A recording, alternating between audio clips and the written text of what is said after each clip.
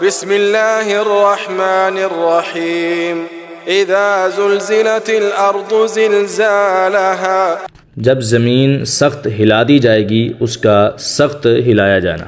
انس بن مالک اور ابن عباس رضی اللہ عنہم سے مروی ہے کہ رسول اللہ صلی اللہ علیہ وسلم نے سورہ زلزال کو قرآن کے نصف کے برابر قرار دیا ہے، مگر شیخ ناصر الدین البانی رحمہ اللہ نے ان روایات کو منکر اور ضعیف قرار دیا ہے۔ دیکھیے سلسلۃ الاحادیث الضعیفہ والموضوعہ، حدیث نمبر 1342، آیت نمبر 1، اذا زلزلت الارض زلزالها زلزل یزلزل زلزلۃ وزلزالا، باب فعللہ، سخت ہلانا۔ یہاں زلزال مصدر مفعول کے معنی میں ہے، یعنی سخت ہلایا جانا۔ اس سے مراد دوسرے نفخے کے ساتھ آنے والا زبردست زلزلہ ہے، کیونکہ دوسرے نفخے کے ساتھ ہی مردے قبروں سے نکلیں گے۔ فرمایا ثم نفخ فیہ اخری فاذا هم قیام ینظرون، سورۃ الزمر۔ پھر اس میں دوسری دفعہ پھونکا جائے گا تو یک لخت وہ کھڑے ہو کر دیکھ رہے ہوں گے۔ زلزالہ اپنے زلزلے سے مراد یہ ہے کہ زمین کو سخت ہلا دینے کے لیے جتنا زبردست زلزلہ ہونا چاہیے اس قسم کے زلزلے کے ساتھ وہ سخت ہلا دی جائے گی۔ وَأَخْرَجَتِ الْأَرْضُ أَثْقَالَهَا، اور زمین اپنے بوجھ نکال باہر کرے گی۔ آیت نمبر 2، وَأَخْرَجَتِ الْأَرْضُ أَثْقَالَهَا، اثقال ثقل کی جمع ہے، مسافر کا سامان اور نفیس چیزیں جن کی وہ حفاظت کرتا ہے، یعنی زمین نے جو کچھ سنبھال کر رکھا ہوا ہے اسے باہر نکال دے گی۔ یا ثقل کی جمع ہے جو حمل کو کہتے ہیں، جیسے فرمایا فلما اثقلت، سورۃ الاعراف، بس جب وہ عورت بھاری ہو گئی۔ اس صورت میں زمین کو حاملہ کے ساتھ تشبیہ دی گئی ہے، یعنی اتنا شدید زلزلہ ہوگا کہ زمین پھٹ جائے گی اور اس میں جو فوت شدہ لوگ ہیں یا جو کچھ بھی زمین نے سنبھال کر رکھا ہوا ہے باہر نکال کر خالی ہو جائے گی، جیسا کہ فرمایا وَأَلْقَتْ مَا فِيهَا وَتَخَلَّتْ، سورۃ الانشقاق، اور اس میں جو کچھ ہے باہر پھینک دے گی اور خالی ہو جائے گی۔ وَقَالَ الْإِنسَانُ مَا لَهَا، اور انسان کہے گا اسے کیا ہے۔ آیت نمبر 3، وَقَالَ الْإِنسَانُ مَا لَهَا، ہر انسان ہی اچانک پیش آنے والے واقعات سے دہشت زدہ ہو کر یہ الفاظ کہے گا، خصوصاً کافر جو قیامت کا منکر تھا، اس کے لیے تو یہ بات حد سے بڑھ کر تعجب انگیز ہوگی۔ يَوْمَئِذٍ تُحَدِّثُ أَخْبَارَهَا، اس دن وہ اپنی خبریں بیان کرے گی۔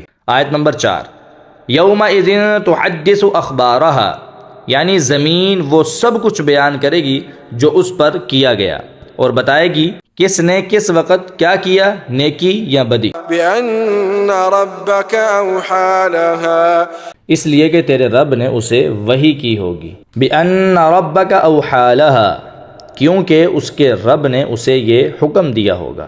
يَوْمَئِذٍ يَصْدُرُ النَّاسُ أَشْتَاتًا لِيُرَوْا أَعْمَالَهُمْ، اس دن لوگ الگ الگ ہو کر واپس لوٹیں گے تاکہ انہیں ان کے اعمال دکھائے جائیں۔ یومئذ یصدر الناس اشتاتا لیروا اعمالہم، یصدر واپس لوٹیں گے، یعنی پہلے قبروں میں گئے تھے، اب وہاں سے حساب کے لیے میدان محشر میں اللہ کے حضور واپس لوٹیں گے، جیسا کہ فرمایا ثم یمیتکم ثم یحییکم ثم الیہ ترجعون، سورۃ البقرہ۔ پھر وہ تمہیں مارے گا، پھر زندہ کرے گا، پھر تم اسی کی طرف لٹائے جاؤ گے۔ اشتاتن شتن کی جمع ہے، الگ الگ۔ لیورو ارا یری اراءتن، باب افعال سے مضارع مجہول ہے، تاکہ وہ دکھائے جائیں اپنے عمل۔ لیورو میں ضمیر نائب فاعل ہے اور اعمالہم مفعول ثانی ہے۔ مطلب یہ ہے کہ ہر شخص اکیلا اکیلا اللہ تعالیٰ کے سامنے جواب دہی کے لیے پیش ہوگا، اس کا قبیلہ، اس کی جماعت اور دوست احباب کوئی ساتھ نہیں ہوگا، جیسا کہ فرمایا وَلَقَدْ جِئْتُمُونَا فُرَادَا كَمَا خَلَقْنَاكُمْ أَوَّلَ مَرَّةٍ، سورۃ الانعام۔ اور یقیناً تم ہمارے پاس اس طرح اکیلے آئے ہو جیسے ہم نے تمہیں پہلی بار پیدا کیا تھا، الگ الگ ہو کر اس لیے لوٹیں گے کہ ہر ایک کو اس کے اعمال دکھائے جائیں، جیسا کہ فرمایا اقرأ کتابک کفا بنفسک اليوم علیک حسیبا، سورہ بنی اسرائیل۔ اپنی کتاب پڑھ، آج تو خود اپنے آپ پر بطور محاسب بہت کافی ہے۔ یہ مطلب بھی ہو سکتا ہے کہ لوگ الگ الگ گروہ کی شکل میں میدان محشر کی طرف روانہ ہوں گے، اگرچہ اللہ تعالیٰ کے حضور فردن فردن پیش ہوں گے، جیسا کہ فرمایا وَيَوْمَ نَحْشُرُ مِن كُلِّ أُمَّةٍ فَوْجًا مِّمَّن يُكَذِّبُ بِآيَاتِنَا فَهُمْ يُوزَعُونَ، سورۃ النمل۔ اور جس دن ہم ہر امت میں ایک گروہ ان لوگوں کا اکٹھا کریں گے جو ہماری آیات کو جھٹلاتے تھے، پھر ان کی جدا جدا قسمیں بنائی جائیں گی۔ فمن يعمل مثقال ذرة خيرا يره، تو جو شخص ایک ذرہ برابر نیکی کرے گا اسے دیکھ لے گا، ومن يعمل مثقال ذرة شرا يره، اور جو شخص ایک ذرہ برابر برائی کرے گا اسے دیکھ لے گا۔ فمن يعمل مثقال ذرة خيرا يره، یراہ اصل میں یراہ ہے، جو رآ یرا رؤیتن کا فعل مضارع ہے۔ فمن یعمل شرط کی جزا ہونے کی وجہ سے مجزوم ہے، اس لیے الف حذف ہو گیا۔ ذرتن بکھرے ہوئے غبار کا چھوٹے سے چھوٹا حصہ جو روشن دان میں سورج کی شعاؤں سے چمکتا ہوا نظر آتا ہے۔ چھوٹی چیونٹی کو بھی ذرتن کہتے ہیں، کافر ہو یا مسلمان۔ ذرہ بھر نیکی کی ہوگی تو دیکھ لے گا، اور ذرہ بھر برائی کی ہوگی تو دیکھ لے گا۔ اعمال کے دفتر سے کوئی چیز غائب نہیں ہوگی، جیسا کہ فرمایا وَوَجَدُوا مَا عَمِلُوا حَاضِرًا وَلَا يَظْلِمُ رَبُّكَ أَحَدًا، سورۃ الکہف۔ اور انہوں نے جو کچھ کیا اسے حاضر پائیں گے، اور تیرا رب کسی پر ظلم نہیں کرتا۔ البتہ اعمال کی جزا اللہ تعالیٰ کے بتائے ہوئے اصول کے مطابق ہوگی، چنانچہ کافروں کے اعمال ضائع کر دیے جائیں گے، انہیں آخرت کی بجائے دنیا ہی میں بدلہ دے دیا جائے گا۔ دیکھیے سورہ اعراف آیت نمبر 147، سورہ احقاف آیت نمبر 20۔ اور انہیں کوئی سفارش فائدہ نہیں دے گی، دیکھیے سورۃ المدثر آیت نمبر 48۔ قرآن مجید اور صحیح احادیث کی روشنی میں ان کے اعمال ضائع ہونے اور سفارش کے مفید نہ ہونے کا مطلب یہ ہے کہ وہ جہنم سے نہیں نکل سکیں گے، ان پر جنت حرام ہے۔ البتہ بعض اعمال یا کسی شفاعت کی وجہ سے عذاب میں تخفیف ہو سکتی ہے، جیسا کہ ابو طالب کو صرف آگ کا جوتا پہنایا جائے گا، اور کفار اپنے اپنے اعمال کے لحاظ سے جہنم کے مختلف درکات میں ہوں گے۔ منافقین آگ کے سب سے نچلے حصے میں ہوں گے، دیکھیے سورۃ النساء آیت نمبر 145۔ اہل ایمان کو ان کی برائیوں کی سزا تب ملے گی جب یہ شرطیں موجود ہوں۔ نمبر 1، گناہ کبیرہ ہوں، دیکھیے سورہ نساء آیت نمبر 31۔